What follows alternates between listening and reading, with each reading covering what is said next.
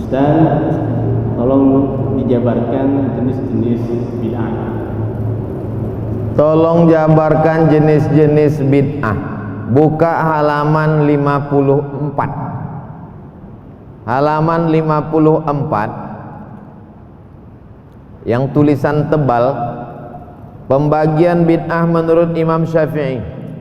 Qala Syafi'i, Imam Syafi'i berkata, al bid'atu bid'atani, bid'ah itu ada dua, mahmudatun bid'ah terpuji, wa mazmumatun bid'ah tercela.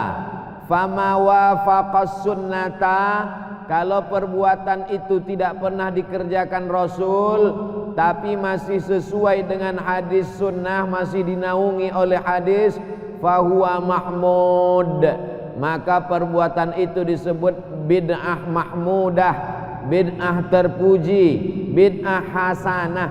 Wa ma khalafaha, kalau perbuatan itu bertentangan dengan hadis, fahuwa mazmum, maka namanya bid'ah mazmumah, bid'ah tercela, bid'ah dhalalah, bid'ah mungkarah.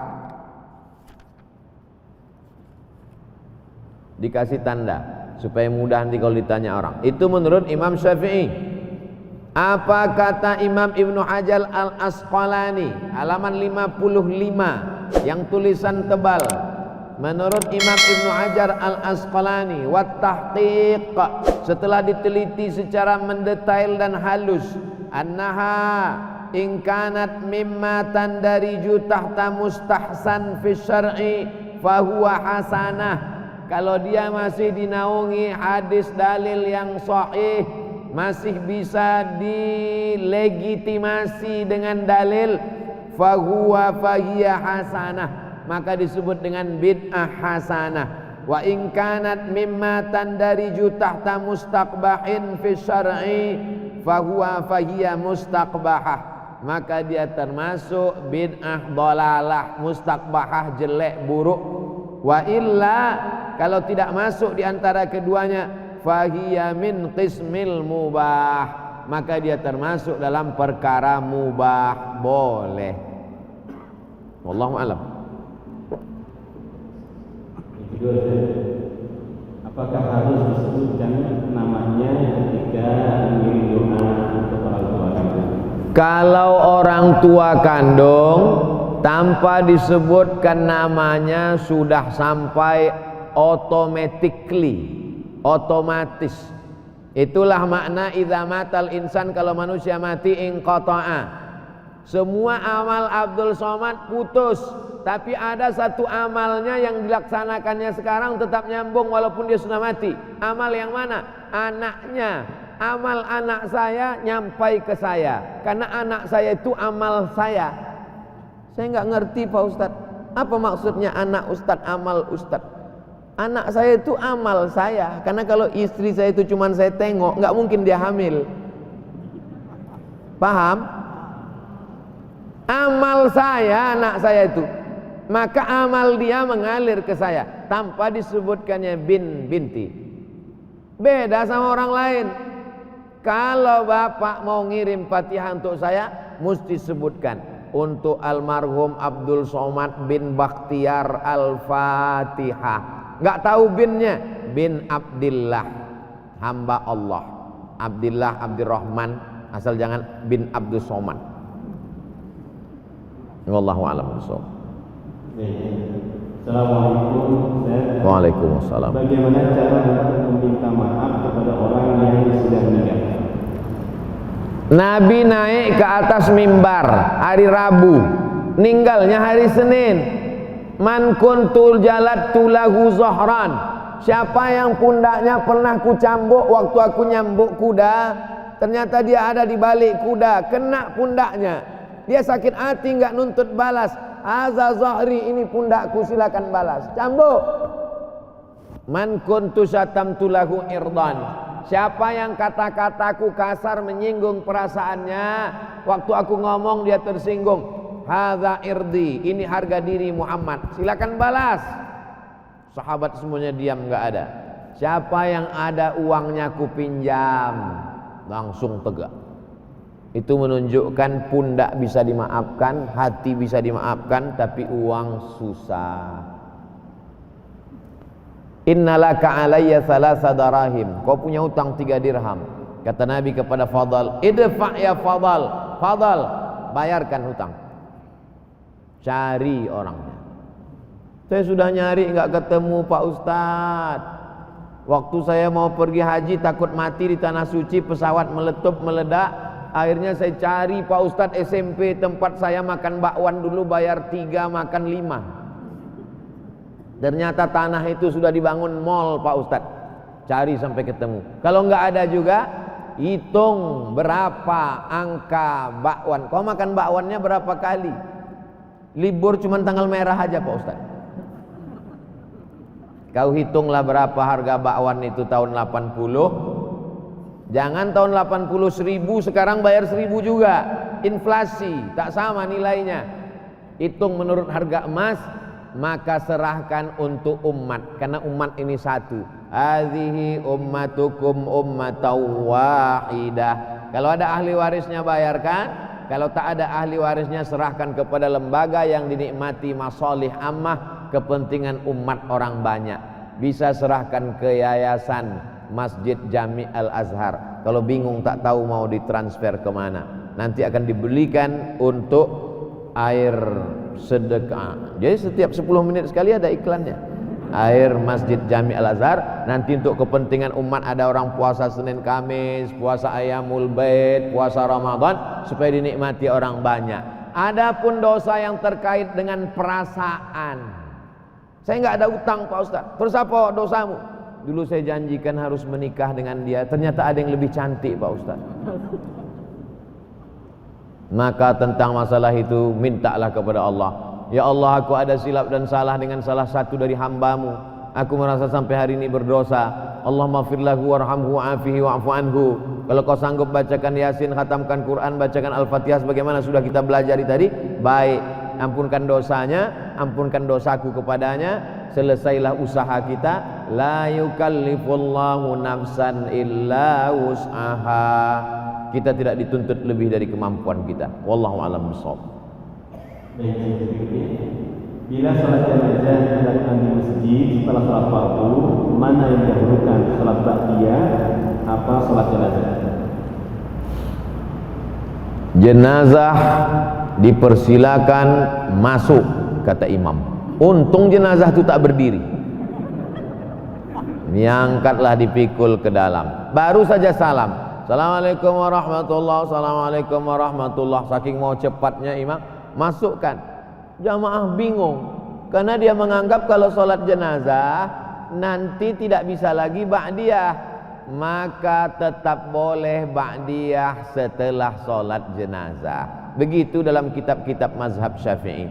Ada yang alal faur, mesti segera, tapi ada yang alat tarakhi, waktunya panjang. Kalau sholat zuhur jam 12, sholat asar jam 12, jam 13, jam 15.30, maka waktunya tarakhi panjang. Itulah maka didahulukan sholat jenazah baru sholat ba'diyah. Habis sholat jenazah, setelah selesai dia sholat ba'diyah, maka hukumnya mubah, boleh. Mana yang alal faur? Jenazah. La tahbisuhu, jangan tahan jenazahnya. Asri'u ila qabrihi, segera. Itulah dalilnya alal faur, segera. Sedangkan sholat ba'diyah bisa ditunda 5-10 menit. Saking ingin cepatnya supaya dia dikuburkan, supaya ketemu dia dengan kebaikannya. Wallahu a'lam bishawab. Assalamualaikum warahmatullahi wabarakatuh. Waalaikumsalam. Di halaman 212 ada pelapak kurma tidak ada, boleh diganti bunga atau bagaimana kalau diganti bunga? Di halaman 220 biasanya keluarga tidak ikut, padahal dimakan untuk memohon amal atau kebanyakan. Tapi mungkin yang pertanyaan pertama ini, jadi pelapak kurma di hadis saja Ustaz, boleh nggak diganti dengan bunga? Innamal khamru khamar, wal maisir judi, wal ansab menyembelih binatang untuk berhala, wal azlam mengundi nasib, rijsun najis, min amali syaitan. Yang ada dalam ayat itu cuma khamar. Khamar itu anggur diperas, dimasukkan ke botol, disimpan seminggu. Setelah melewati proses fermentasi, muncul zat baru namanya alkohol. Bukan bahasa Arab. Alkohol ini yang disebut dengan khamar. Khamar diambil dari kata khimar. Jadi kalau ada orang yang nakal tapi pernah ngaji, dia pakai sabu-sabu.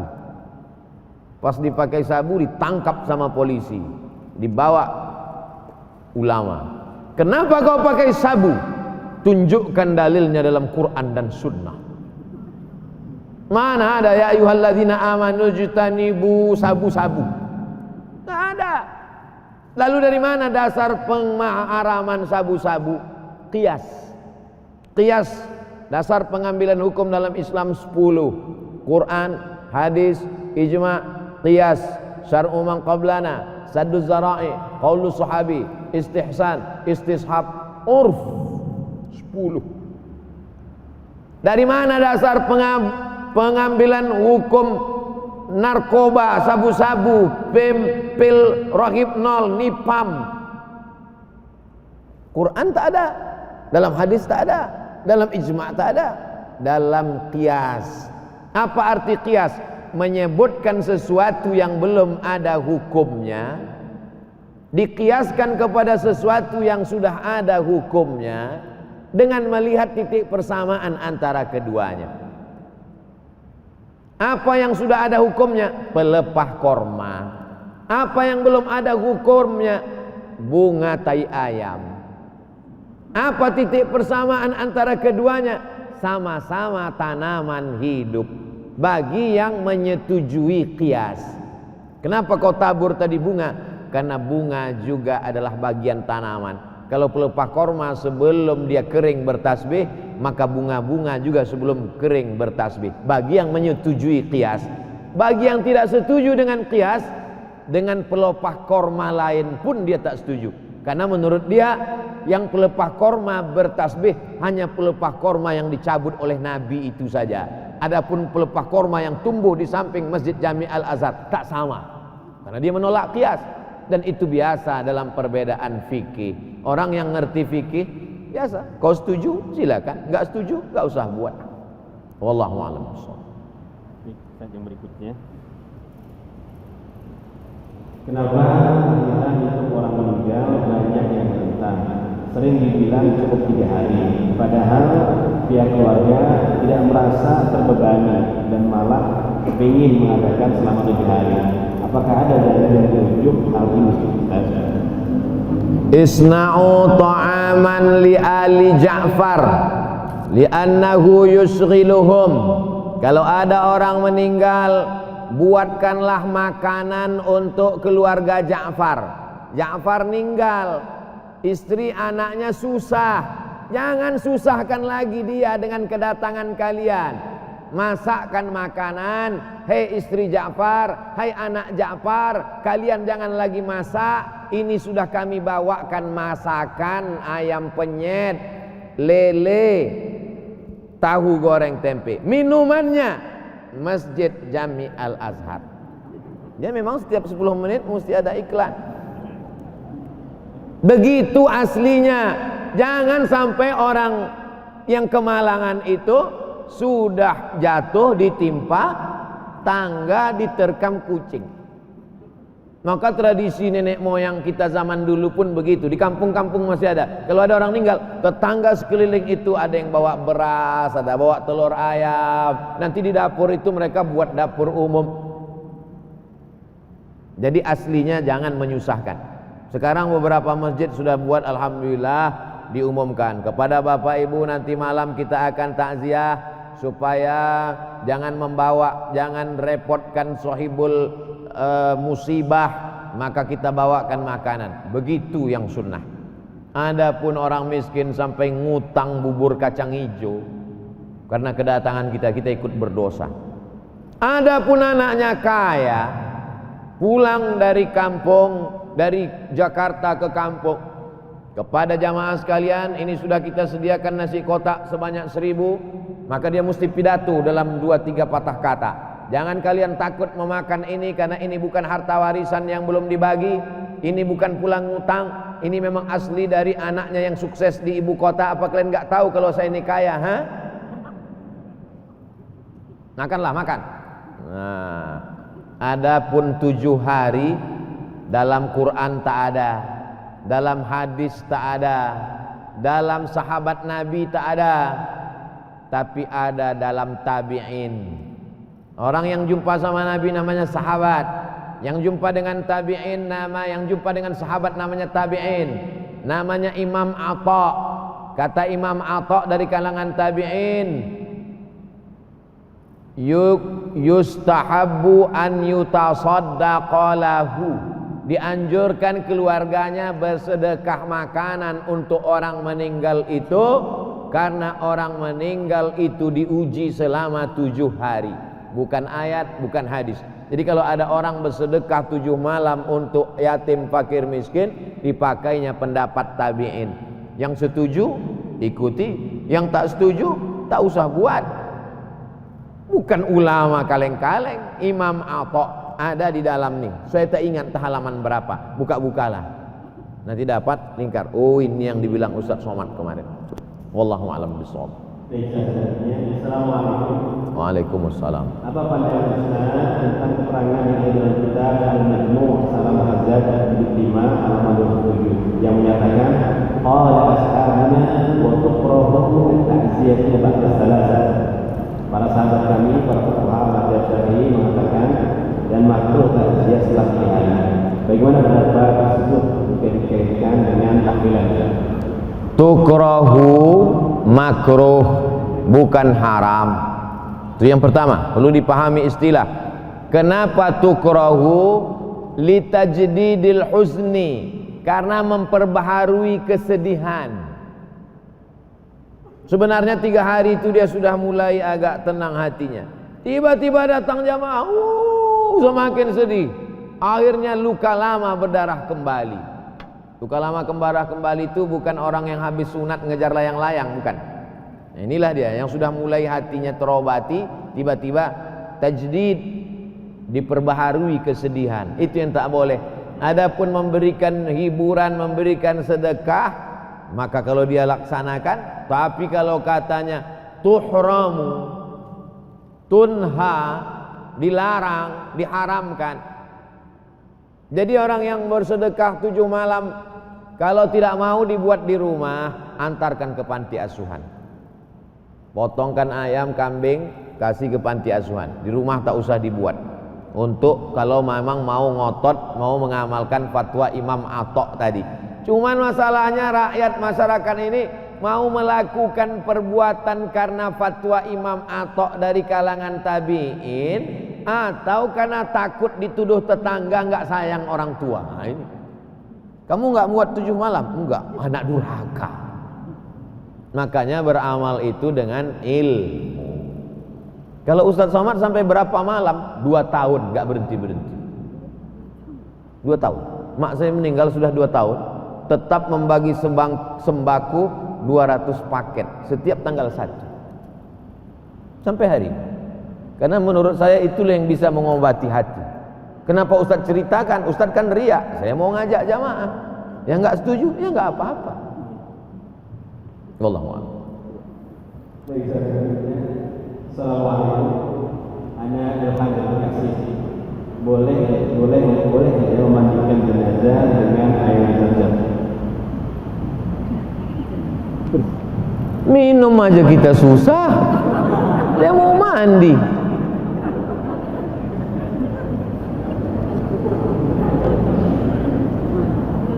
Ma'u zamzam 5 syuribalah.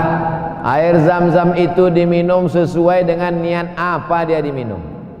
Diambil air itu, disiramkan ke kepala karena orang itu ada sakit kepala, Coba tengok apa doa minum Zam-Zam. Allahumma inni as'aluka ilman nafi'an wa rizqan wasi'an wa shifaan min kulli da'in. 3. Ilmunya luas, rezekinya lapang, penyembuh dari segala macam penyakit. Diminum atau diusapkan atau disiramkan. Tapi kalau dimandikannya otomatis digosokkannya ke kemaluannya. Cebok dia. Maka cara penyembuhan diminum atau diusapkan. Itu saja. Lebih daripada itu, lebih baik bawa ke kampung halaman orang di kampung mau minum air Zam-Zam. Begitu inginnya dia minum air Zam-Zam. Apalagi sekarang susah mau umroh. Nah, jadi kalaupun mau menghilangkan sakit kepala, siramkan saja sedikit. Wallahu a'lam bishawab. Ini yang ditanya tentang namanya siapa ya? Mimpi saat tidur menurut Islam. Saya pernah mimpi ketemu Ustaz Abu Somad. Ceritanya apa? Di tepi sawah. Kemudian Abu Somad meminta saya untuk menghafal surah Al-Mulk.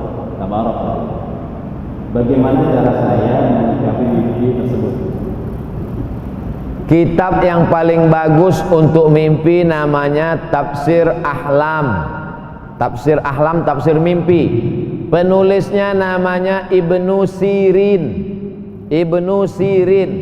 Namanya Tafsir Ahlam. Coba cek di internet sudah ada bahasa Indonesianya atau belum. Kalau belum ada, download PDF-nya.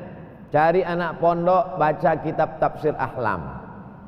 Bermimpi dengan ulama dalam Tafsir Ahlam supaya mengikuti ulama itu.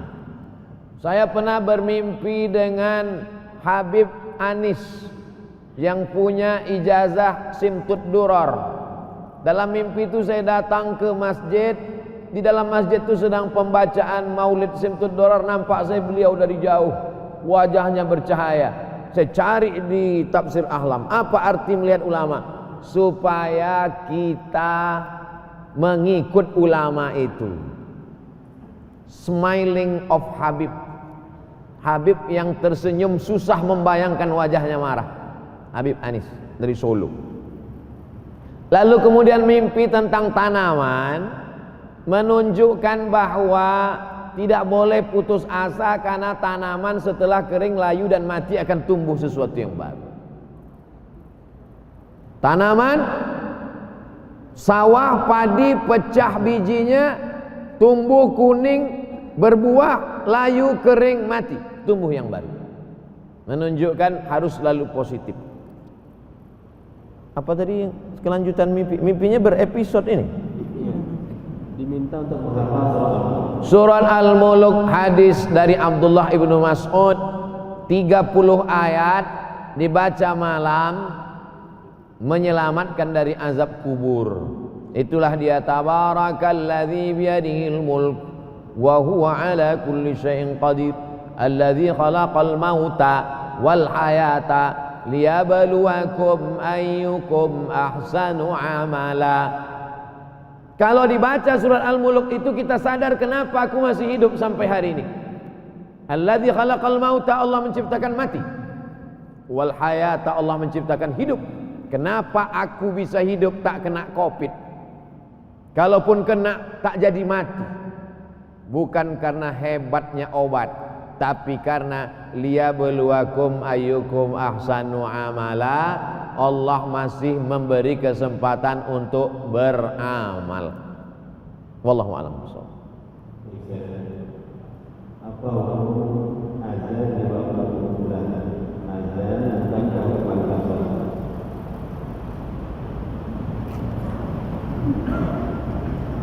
Nabi mengazankan anak Sayyidatuna Fatimah, namanya Sayyidina Al-Hasan, adiknya Sayyidina Al-Husain, adzanas shalah. Hadis riwayat Imam Tirmidzi. Statusnya kata Imam Tirmidzi hadisun hasan. Bunyi azannya adzanas shalah. Hayya 'alas shalah.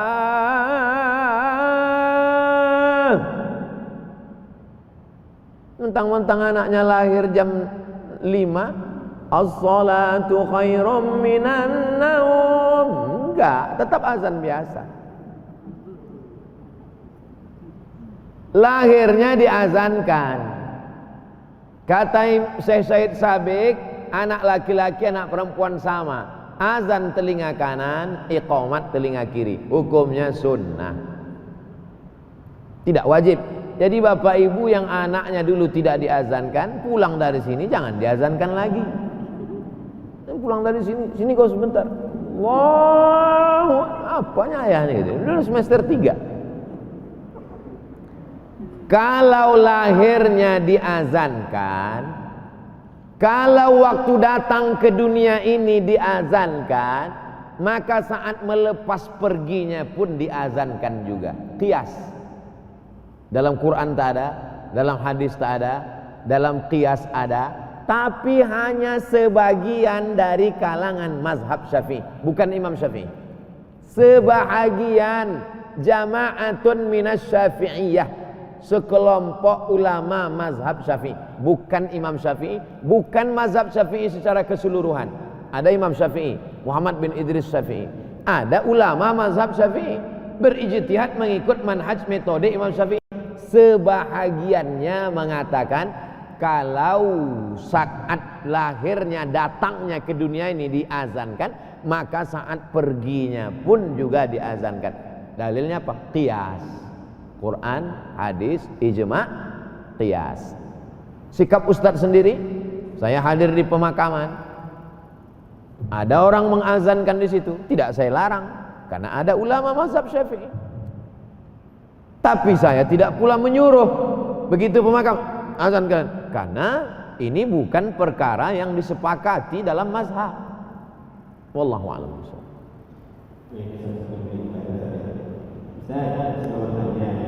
Saya mau bayar hutang, harganya naik tidak seperti harga yang pertama. Kenaikan harga dilakukan sepihak menjual. Mana yang saya bayar? Harga pertama atau harga yang naik sepihak? Saya beli tanah bapak harganya 100 juta. Tapi karena saya baru punya uang 50 juta, maka saya bayar setengah 50 juta. Berarti saya berutang berapa? 50. Utang saya 50. Buka surat Al-Baqarah ayat 282. Satu halaman. Ya ayyuhalladzina amanu, hai orang beriman, idza tadayantum bidainin, kalau kalian menjalin transaksi utang piutang, ila ajalim musamma, sampai waktu tertentu, faktubuh, tulislah. Waliyaktub bainakum katibun bil adli, hendaklah diangkat seorang penulis yang adil. Wala ya'ba katibun ay yaktuba kama 'allamahu Allah, janganlah penulis ini enggan untuk menulis seperti yang sudah diajarkan Allah. Wastashhidu syahidaini min rijalikum, angkatlah 2 orang saksi laki-laki. Illam yakuna rajulaini, kalau tak ada saksi 2 orang, farajulun, 1 orang. Manusia itu yang dipegang cakapnya, kalau kambing yang dipegang talinya. Kalau manusia tak bisa dipegang cakapnya, ikat dia pakai tali. Dulu kau kan janji harganya 50, 100 aku utang 50, membayarnya tanggal 1 Mei tahun 2022, itulah dipegang. Itulah maka mesti ada saksi, karena kalau tak ada saksi dia akan ngeles, dia akan ngeyel. Maka perlunya ada saksi. Dipakai mana? Dibayar pakai akad yang pertama, kecuali ada kesepakatan lain. Hutang dibayar menurut harga emas, beda. Kalau saya ngutang ke bapak atau bapak ngutang ke saya, lebih bagus dibayar menurut harga emas. Kenapa? Karena duit kertas tak ada nilainya. Negara boleh mencetak kertas sebanyak emas di suatu negara.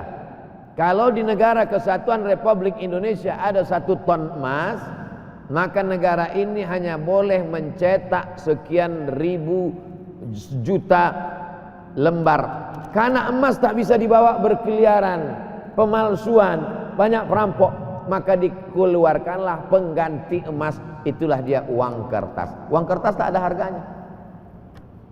Itulah makanya zaman Nabi jual beli itu dua, pakai emas dan perak. Emas namanya dinar, perak namanya dirham, sedangkan yang pakai barang namanya barter.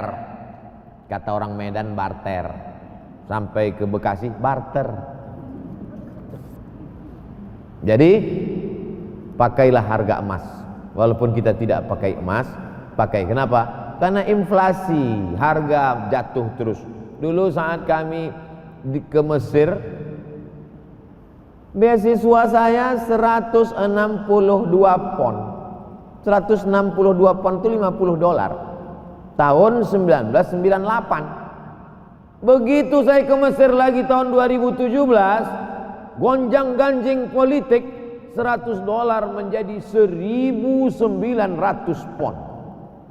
Coba kalau dulu saya ngutang 98 pakai uang, dibayar lagi, tak ada harganya. Nah, itulah pentingnya pakai nilai.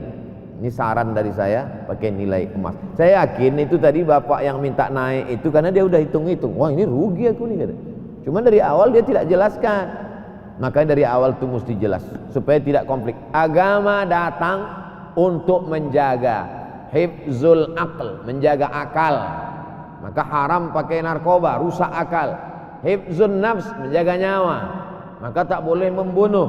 Hifzul ard, menjaga harga diri, maka tak boleh caci maki, sumpah serapah. Hifzul mal, menjaga harta, maka tak boleh tipu daya, bohong. Hifzul din, menjaga agama, maka tak boleh menista agama, murtad dan lain sebagainya. Datangnya agama Islam ini untuk menjaga. Tapi banyak orang kalau sholat ikut Allah, puasa ikut Allah, tapi kalau janji utang piutang, aku lebih pandai daripada Allah. Berarti belum syar'i. Udkhulu fis silmi kafah. Masuklah ke dalam Islam secara total. Dari mulai sholatnya, ibadahnya, muamalatnya, munakahatnya, siasahnya, politiknya, Islam. Wallahu a'lam.